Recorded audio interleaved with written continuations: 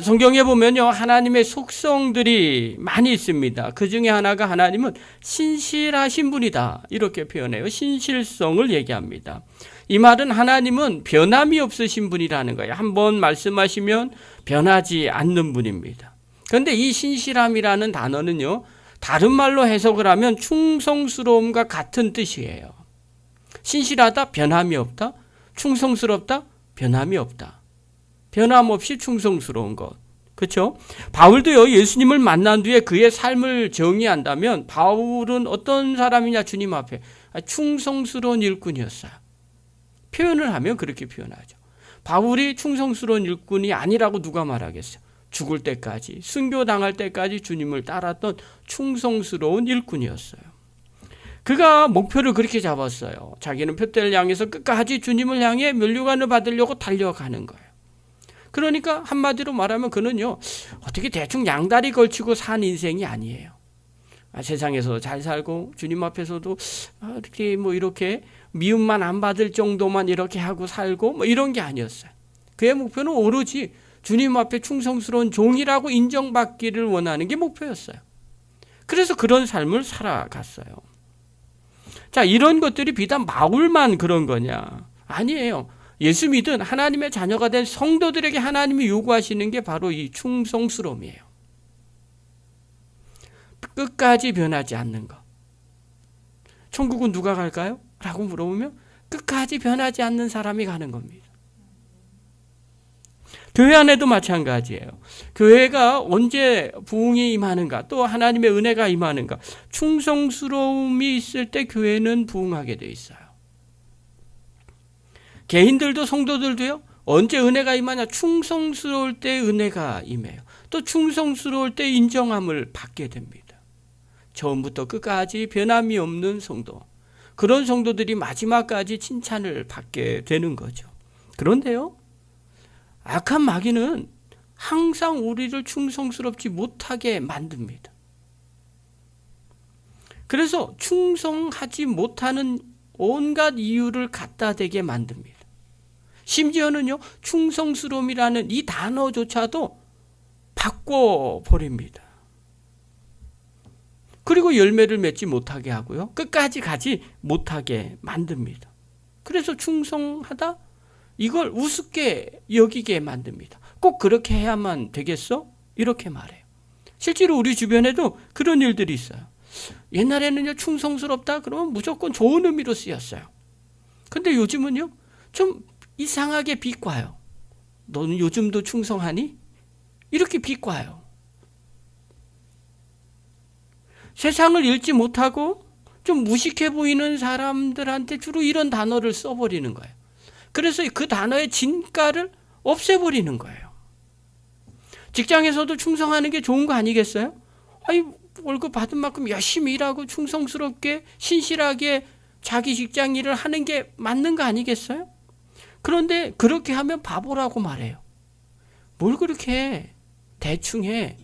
이렇게 얘기해요. 근데 죄송합니다. 대충 하면 잘 될까요? 절대 잘 되지 않아요.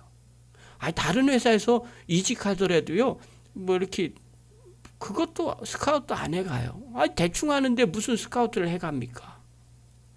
학교에서 열심히 공부하고 선생님 말씀 잘 들으면요, 원래 그게 좋은 학생 아니겠어요? 근데 아이들은요, 좀 이상하게 취급을 해요. 가끔 쓰는 말이에요. 너 충성하냐? 이렇게 표현을 해요. 옛날에는 측근이라고 얘기하면 그래도 괜찮았어요. 근데 요즘은 안 좋은 억양으로 사용돼요. 측근이라면 무조건 안 좋게 부정적으로 얘기해요. 측근이라는 말이 뭔지 아십니까? 그 사람에게 충성한다는 거예요. 지금은요, 그런 게 없어요. 사람을 어떻게 사람 앞에 충성합니까? 그럼 믿고 신실하게 대하지 않는 거예요. 그러니까요, 옆에 있는 사람도 지금 못 믿을 세상이 돼버렸어요. 도대체 신실하다는 게 뭐예요? 도대체 충성스럽다는 게 뭐예요? 그거는요, 나쁜 것처럼 인식이 돼버렸어요. 자기만 좋으면 돼요. 상황 따라 막 바뀌어요.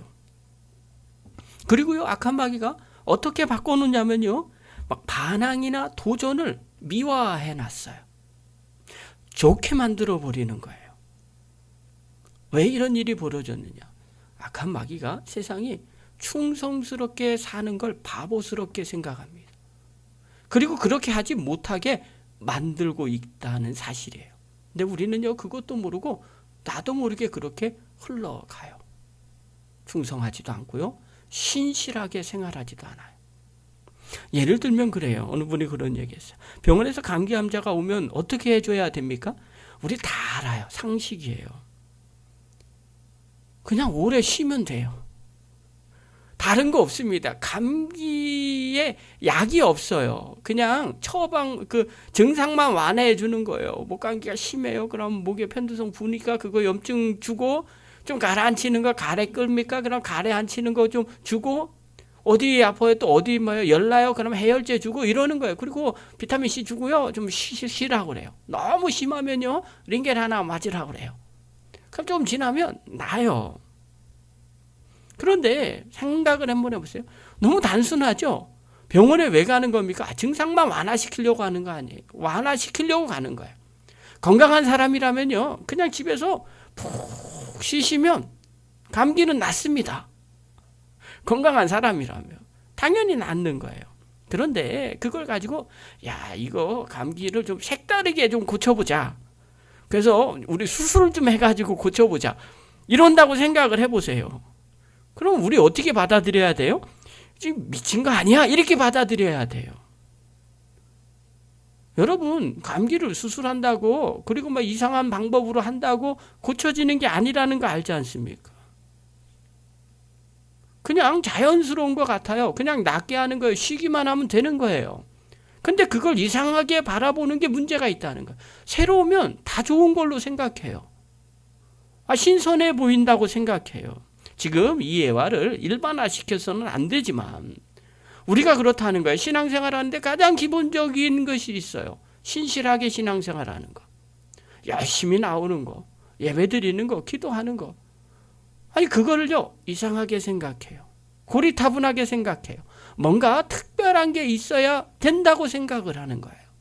그래서 이 충성스러운 신실함을 없애버리는 거예요.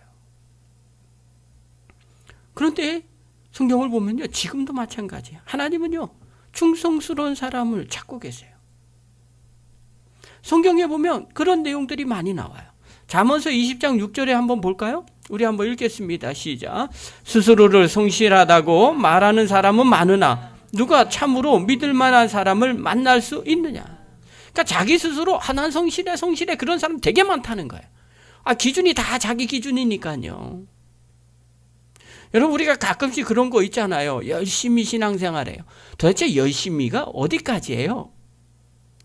제가요, 오늘 이렇게 잠깐 낮잠을 자는데 유튜브를 틀어놓고 낮잠을 잤어요. 근데 거기에 그런 내용이 하나 나오는 거예요. 어떤 내용이 나오냐면요, 과학자 한 분인데요, 원자폭탄을 만든 과학자가 철학자 회의에 갔다는 거예요. 가서 무슨 패널로 토의를 막 하는데 그분이 거기 있다가 나왔대요. 왔는데 한마디로 자기 회고록에 써놨대요. 각기 다른 언어로 각기 다른 말을 자기 말만 하다가 돌아갔다. 이렇게 표현하더래요. 표현이 그런 거예요. 왜 그러냐면 기준이 명확하지가 않은 거예요. 언어가요, 똑같은 말을 했는데 이 똑같은 이 말의 의미가 다 다르다는 거예요. 단어 하나의 말의 의미가 사람마다 다 자기 주관대로 얘기하더라는 거예요. 그래서 자기 얘기만 쭉 하다가 그냥 각기 돌아가더라는 거예요. 그게 지금의 세대예요. 여러분, 열심히 어디예요? 어떤 분은요, 주일 예배만 나오는 게 열심이라고 생각해요. 어떤 분은요, 한 달에 2번 나오는 게 열심이라고 생각해요. 어떤 분은요, 저녁 예배까지 나오는 게 열심이라고 생각해요. 어떤 분은 봉사하는 것까지, 섬기는 것까지 열심히 해야 열심히 하는 거라고 그래요. 여러분, 뭐가 열심히 해요? 각기 다 달라요. 그러니까 서로들 다 성실해요. 열심히 있다고 그러고 서로들 성실하다고 얘기해요. 그런 사람들이 많다는 거야. 이 정도면 성실한 거 아니야? 이 정도면 성실한 거 아니야? 나는 성실해. 그렇게 얘기한다는 거야. 그런데 정작 믿을 만한 사람 만날 수 있겠느냐? 왜요? 누구 입장에서? 제 입장에서 보니까 정말 믿을 만한 사람이 주변에 있냐? 다 성실하다고 얘기하는데 진짜 성실한 사람이냐? 그건 또 다르다는 거예요. 누구 기준이에요? 제 기준이에요. 신앙의 열심의 기준이 누굴까요? 누가 말해줘야만 정확한 걸까요? 우리 하나님께서 말씀해 주셔야 돼요. 너 열심히 내?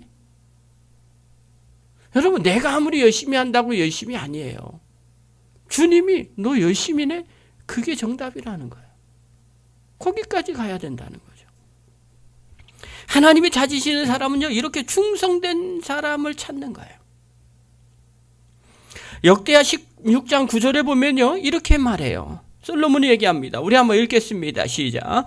주님께서는 그 눈으로 온 땅을 두루 살피셔서 전심전력으로 주님께 매달리는 이들을 힘있게 해주십니다. 이번 일에 임금님께서는 어리석게 행동하셨습니다. 이제부터 임금님께서는 전쟁에 휘말리실 것입니다. 뭐라고 얘기하느냐? 하나님은요, 전심전력으로 주님께 매달리는 이들을 힘있게 해주신다는 거예요. 전심으로 주님을 찾는 자가 누굴까요? 라고 물어보면 주님께 충성하는 사람이라는 거예요. 그런 사람에게 하나님이 힘있게 주시더라는 거예요. 성경에 보면요, 솔로몬과 다윗을 비교합니다. 그런데 누가 더 나은 왕이냐라고 물어보면 당연히 다윗이 월등히 뛰어난 왕이에요. 그건 하나님 인정해 주셨어요. 내 마음에 합한 사람이라는 거죠. 그럼 생각을 한번 해보세요. 왜 다윗과 그의 아들 솔로몬 왕인데 왜 다윗이 더 뛰어날까 하는 거예요. 아버지라 더 그래요? 먼저 살아서 그런 걸까요? 여러분, 자질을 보면요, 솔로몬이 더 좋은 자질을 갖고 태어났어요. 명예도 있었죠, 부귀도 있었죠, 왕자 교육 받았죠. 그러니 학식도 얼마나 뛰어났겠어요. 환경이 아주 다윗보다는요, 다윗은 아들 중에 막내고요. 그 다음에 어디에 가 있어요? 그냥 들판에서 살았어요. 왕자 교육 같은 거 전혀 받아본 적도 없어요. 그냥 짐승들하고 놀았어요. 그게 다예요. 그런데 솔로몬은 제대로 된 교육도 받고요, 명예도 있었고 부귀도 있었어요. 부족한 게 하나도 없어요. 왕을 이을 때도 자연스럽게 이어갔어요. 그런데 다윗이 훨씬 뛰어난 왕이에요. 뭘 갖고 비교를 하는가? 성경은요, 어떤 충성을 했느냐로 비교를 해요. 다윗은요, 겉으로 보기에 다 부족한 것처럼 보였어요. 그런데 하나님에 대한 충성은 뛰어났어요. 반면 솔로몬은 다 갖고 있었는데 하나님에 대한 충성이 부족했어요. 그래서 성경을 한 구절 볼게요. 열왕기상 11장 4절. 성경이 평가를 하는 거예요. 우리 한번 읽겠습니다. 시작. 솔로몬이 늙으니 그의 아내들이 솔로몬을 꾀어서 다른 신들을 따르게 하였다. 그래서 솔로몬은 자기 주 하나님께 그의 아버지 다윗만큼은 완전하지 못하였다. 중요한 단어가요, 완전하지 못하였다는 거예요. 다윗만큼은 완전하지 못했대요, 하나님 앞에서. 근데 이 완전하지 못하다는 이 단어가요, 충성이라는 단어예요. 그러니까 어떻게 표현하냐면요, 그래서 솔로몬은 자기 주 하나님께 그의 아버지 다윗만큼은 충성하지 못했다, 이런 뜻이에요. 솔로몬이 왜 하나님을 전심전력으로 찾지 못하고 그 부인들 때문에 우상들을 숭배할 수밖에 없었던 이유가 여기에 나오는 거예요. 그의 마음에 충성이 없었어요. 하나님에 대한 충성이 없었어요. 그러니까 하나님을 온전히 섬기지 못하고 이방신을 섬기게 되는 거예요. 여러분, 아무리 능력이 있다 할지라도, 아무리 환경이 좋다 할지라도 충성이 없으면 하나님을 온전히 섬기지 못합니다. 그래서 오늘 바울이 고린도 교인들에게 이야기를 하는 거예요. 오늘 본문 4장 2절을 다시 한번 봅시다. 우리 한번 읽겠습니다. 시작. 이런 경우에 관리인에게 요구하는 것은 신실성입니다. 개역개정판에는 뭐라고 나왔냐면요, 그리고 맡은 자들에게 구할 것은 충성이니, 이렇게 말합니다. 하나님 앞에서 맡은 자에게 한 가지를 요구한다면, 하나님이 요구한다면 딱 하나예요. 성품이 좋다, 성격이 좋다, 재산이 많다, 명예가 있다, 권세가 있다, 그게 아니라는 거예요. 딱 하나, 충성, 신실성. 그거 하나예요. 변함없는 거, 그거 하나예요. 자, 그렇다면 도대체 충성이 뭘까? 신실성이 뭘까? 오늘 그 두 가지를 딱 볼게요. 첫 번째입니다. 충성은 해석입니다. 충성이라는 것은요, 사실 생각부터 시작하는 겁니다. 어떻게 생각하느냐, 어떤 태도를 갖느냐가 충성스러운지 아닌지가 구분이 되는 겁니다. 어떤 생각을 하냐면요, 모든 부분을 하나님의 관점으로 생각하는 겁니다. 그렇게 해석하는 겁니다. 한마디로 말하면 하나님 편에서 보는 거예요. 이게 충성이에요. 여러분이 충성의 사람이 된다면 해석을 하는데 모든 것을 하나님 편으로 해석해야 되는 거예요. 오늘 본문 5절을 한번 봅시다. 5절, 바울이 이렇게 해석을 해요. 자, 읽겠습니다. 시작. 그러므로 여러분은 주님께서 오실 때까지는 아무것도 미리 심판하지 마십시오. 주님께서는 어둠 속에 감추인 것들을 환히 나타내시며 마음속의 생각을 드러내실 것입니다. 그때 사람마다 하나님으로부터 칭찬을 받을 것입니다. 지금 고린도 교회에 문제가 있어요. 이런저런 문제가 있고, 바울이 하나님의 사람이냐 아니냐부터 시작해서 여러 가지 얘기들이 있어요. 이래도 상관없다는 거예요. 노 프라브럼. 아무 문제 없어요. 나를 그렇게 판단하지 말아라. 주님 오실 때까지는 판단하지 말아라. 그럼 주님이 다 판단하실 거라는 거예요. 그런데 그때가 되면 하나님으로부터 칭찬을 받을 것이 있다는 거예요. 그 얘기는 무슨 의미냐면요, 하나님께로부터 칭찬받을 걸 생각하고 지금 살아가라는 거예요. 그게 충성이에요. 하나님의 관점에서 생각하고 행동하는 거예요. 오늘 내가 주님이 기뻐하는 게 뭔가 생각하는 거예요. 그리고 그걸 행하는 거예요. 그게 충성이에요. 왜냐하면 마지막 날 주님께서 충성되다 인정해 주기 때문에 그래요. 그러면 주님이 원하는 걸 하는 거예요. 반대로 충성하지 않는다는 게 뭘까요? 그건 내 생각대로 하는 거예요. 내 이익에 맞춰서 행동해요. 하나님의 눈 의식하지 않고 사람들 의식하는 것, 이런 게 충성하지 않는 거예요. 세상을 살거나 신앙생활할 때요, 자꾸 내 생각대로 하고요. 이건 이래서 안 좋고 저건 저래서 안 좋고 꼭 주님이 이런 것 꼭 들어주실래나? 그렇지 않은 것 같다. 이러면서 자기 생각들을 막 하시는 분들 계세요. 충성스럽지 않은 거예요. 예를 들어 볼까요? 우리 교회 임원이 교회 충성한다고 생각해 보십시오. 그러면 교회 목사님이나 또 교회 성도들이 이렇게 평가를 해줘야 되는 거잖아요. 난 충성해요. 그러면서 막 이상한 행동하면 목사님이나 아니면 교인들이 저 사람은 우리 교인도 아니야. 나갔으면 좋겠어. 이렇게 생각을 한다고 쳐봅시다. 그러면 그 사람이 하는 행동은 절대로 충성이 아닌 거예요. 왜냐하면 교회가 보는 입장이잖아요. 그리고 평가를 내려주는 거잖아요. 같이 신앙생활을 해요. 근데 외부에서 교회에 부당한 교회 성도들이나 목사님이나 아니면 교회에 부당한 이야기를 그리고 모함들을 막 한다고 칩시다. 그럼 충성스러운 사람이라면 어떻게 해야 될까요? 누구 입장에서? 욕하는 사람 입장에서요? 아니죠. 반대. 교회 입장에서, 목사님 입장에서 아니면 성도 입장에서 막 얘기를 해야 돼요. 그 얘기를 옆에서 듣는 목사님이나 성도들은 어떻게 생각할까? 저분 정말 나를 대변해 주는구나. 정말 우리를 사랑하는구나. 또 우리에게 충성하는구나. 이렇게 생각이 되는 거죠. 그게 충성이에요. 근데 같이 막 욕해요. 같이 막 비판해요. 그러면 충성이겠어요? 배신이야. 내 등에 칼을 꽂았어. 이렇게 생각하지 않겠어요? 마찬가지예요. 누구 편에서 해석만 해도 그 사람 입장에서 충성되는지 아닌지를 알 수 있는 거예요. 내가 사람 앞에 충성한다 그러면 그 사람 입장이 돼서 행동하면 돼요. 내가 하나님 앞에 충성한다면 하나님 입장이 되어서 행동하면 되는 거예요. 그게 충성이에요. 그래서 어떻게 해석하느냐가 중요해요. 여러분, 이번 지방성에서 정말 은혜롭게 잘 맞춰졌어요. 참여하는 교회가 아주 열심히 했어요. 안 하는 교회는 원래 안 해요. 하는 교회는 열심히 합니다.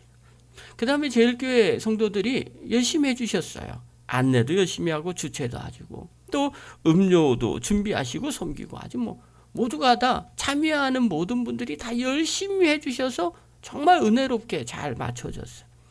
그리고 인사를 할 때요, 막 서로 수고가 많고 정말 많았다고. 저도 제 입장에서도 그래요. 너무 수고가 많아서 수고 많다고 얘기해요. 그러니까 돌아오는 답변이 뭐냐면 약간 은혜를 누렸는데 그분들 아니에요. 감사. 하나님이 다 갚아주실 거예요. 자기네들 수고가 다 하나님이 갚아주신다고 믿는 거예요. 해석한 거예요. 그리고 그렇게 열심히 하는 거예요. 제가 그 대답에 생각이 좀 많아졌어요. 하나님 생각하는 성도들이구나. 많이 성장을 했구나 하는 그런 생각이 들었어요. 물론 다 성장을 하셨죠. 하나님이 갚아주신다?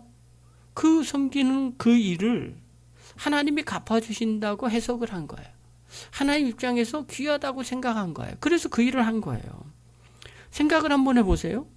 수고하는 게 주일 저녁부터 수요일까지 하는 게 쉽겠어요? 어렵겠어요? 당연히 어려워요.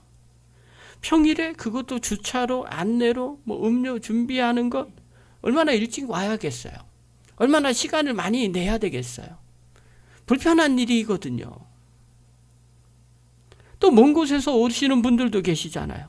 시간을 떼어놓고 오는 거예요. 이게요, 인간적인 생각으로 보면 아주 불편하고 아주 힘든 일이에요. 안 하면 편해요. 근데 그들은 그렇게 해석하지 않는 거예요. 하나님이 갚아주신다. 그러니까 그렇게 하는 거예요. 하나님이 다 지켜보고 계신다는 거죠. 하나님이 다 확인하고 계신다는 거예요. 하나님이 갚아주신다고 하는 거예요. 하나님이 칭찬하신다고 해석하는 거예요. 그러니까 신실하게 그 일을 하는 거예요. 그게 충성이에요. 그러므로 여러분, 충성은 대단한 게 아니에요. 목숨 내놓는 게 아니에요. 하나님 편에서 먼저 생각하면 돼요. 그러면요, 주님 앞에 서는 그날에 주님이 말씀하세요.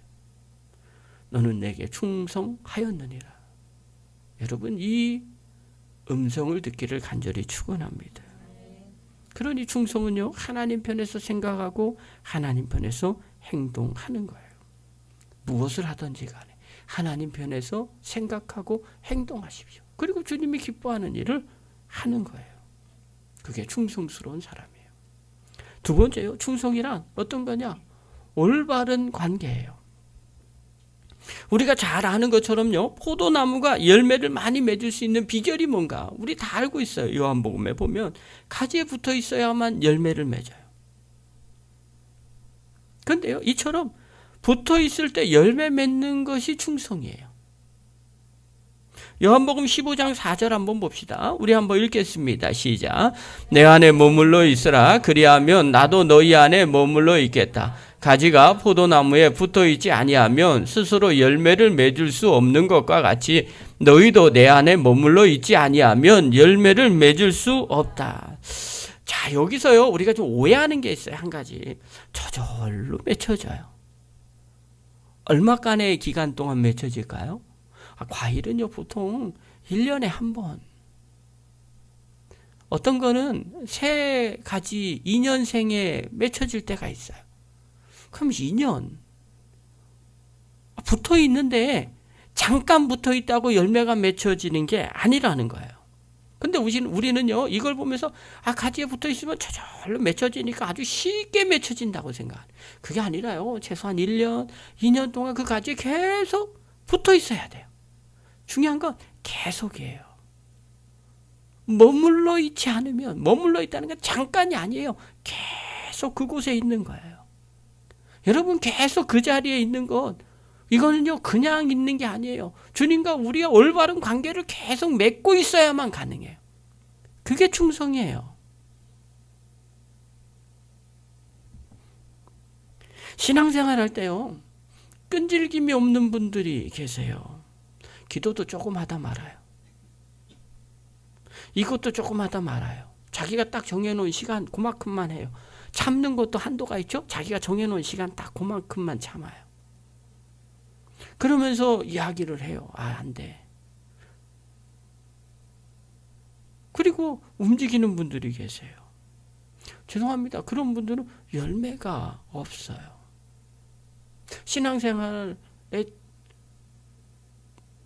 말씀을 준비하지 않았는데 전 배남주 권사님이 제 목회 여정에 처음 믿음 없는 사람이 와서 나이롱 집사가 와가지고 신앙생활을 잘하다가 돌아가신 첫 번째 케이스예요.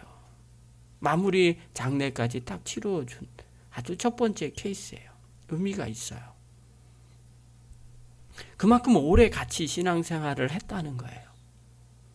그리고 정말 믿음 없는 분이 시작을 해서 쭉 믿음이 자라나는 여정까지 신앙생활 잘하다가 마무리 이렇게 하신 분이에요.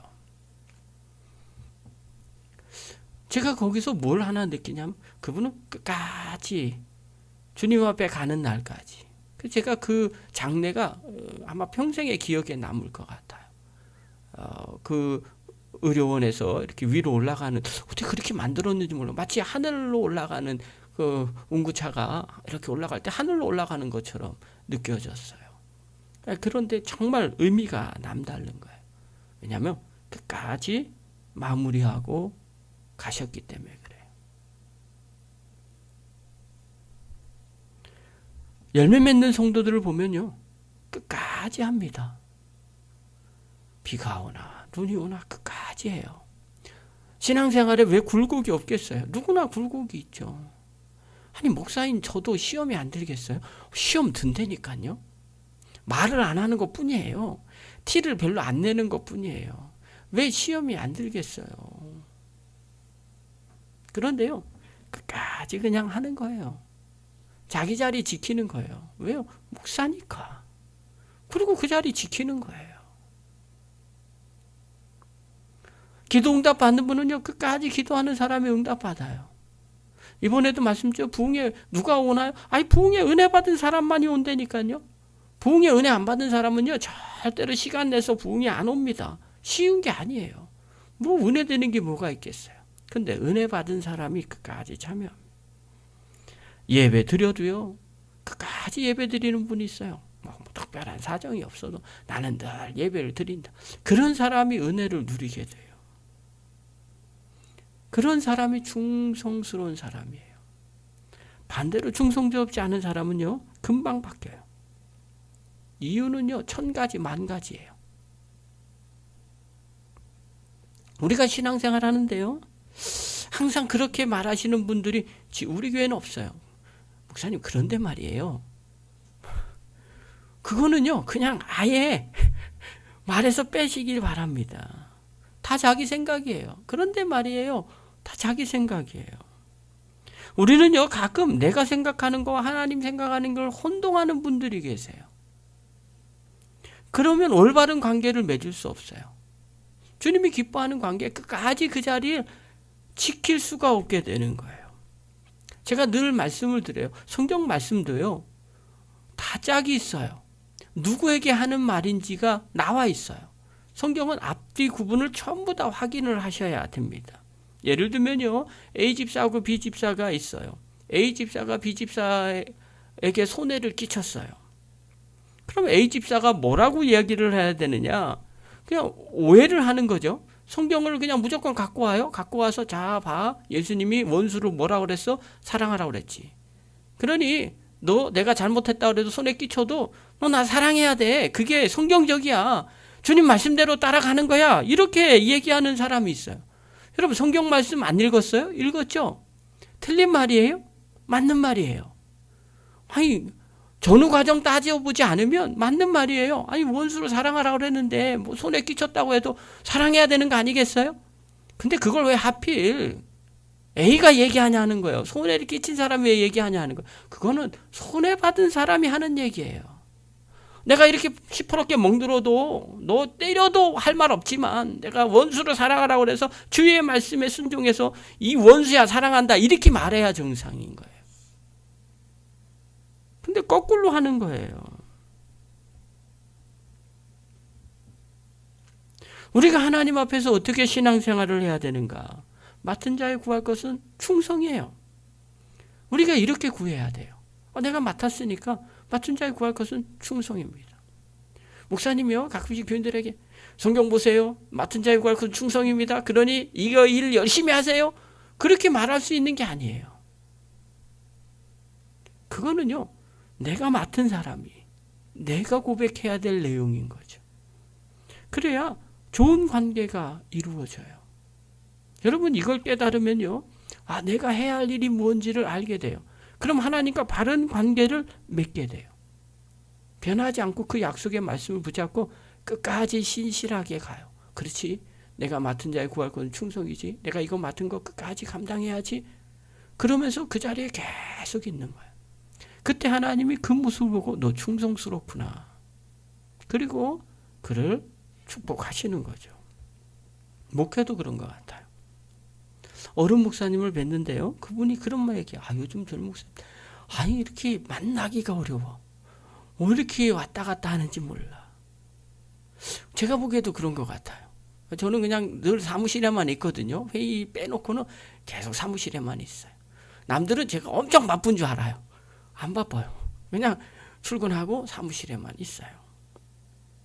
근데 그 목사님이 그렇게 말씀을 하세요. 교회 부흥은 하나님이 주셔야 가능해. 여기저기 찾아간다고 되는 게 아니야. 그러면서 그 다음 하신 말씀이 마음에 와닿아요. 한 자리에 지그시 눌러 앉아서 평소대로 해야지. 기도하고 말씀 보고 전도하고 예배드리고 기도하고 그러면 은혜가 넘쳐. 그러면 부흥이 돼. 생각이 드는 거예요. 그렇지. 신실하게 꾸준하게 자기에 맡겨진 일 최선을 다해서 행할 때 하나님이 그 모습을 보고 충성스럽다 인정해 주고 하나님이 열매를 주시지 않을까 하는 생각이 들어요. 여러분, 악한 마귀는요, 우리가 알고 있는 걸 자꾸 식상하게 만들어. 뭐 새로운 게 있을까? 특별한 게 있을까? 그러면서 꾸준하게 하는 거를 싫어해요. 자꾸 새로운 거를 찾으려고 해요. 그럴 때요, 열매가 맺혀지지 않아요. 저절로 맺혀지는 게 아니라 그 가지에 꾸준하게 계속 붙어 있어야만 열매는 저절로 맺혀지는 거예요. 사랑하는 성도 여러분, 늘 마음 가운데 붙잡으시기 바랍니다. 충성은요, 해석이에요. 하나님, 마지막에 하나님 입장에서 하나님이 무엇을 원하시는지를 생각하고 오늘 행하는 게 충성이에요. 충성은 끝까지 신실하게 자기 자리를 지키는 거예요. 힘들고 어려워도 하나님과의 바른 관계를 통해서 계속 그 자리를 지키는 것, 그것이 충성의 사람이에요. 저와 여러분, 충성의 사람이 되시기를 바랍니다. 그래서 하나님 주시는 열매를 누리는 믿음의 거룩한 종들 되기를 간절히 축원합니다. 기도하겠습니다. 거룩하신 하나님 아버지, 은혜를 감사드립니다. 맡은 자의 구할 것은 충성이라고 말씀하셨습니다. 아버지 하나님, 충성은 해석입니다. 주님이 기뻐하는 것 생각하고 그것을 선택하며 오늘을 살아가는 것, 주님은 그 성도를 보고 충성스러운 성도라고 말합니다. 또 주님 안에서 좋은 관계로 계속 붙어 있는 것, 그것을 주님은 충성스러운 성도라 말씀하시고 열매를 맺게 해주십니다. 우리 안성열린교회 모든 성도들 그렇게 주님 앞에 충성스러운 성도의 삶을 살게 하여 주셔서 하나님의 은혜와 복을 누리는 축복의 종들이 다 되게 하여 주시옵소서. 예수님의 이름으로 감사하며 기도하옵나이다. 아멘.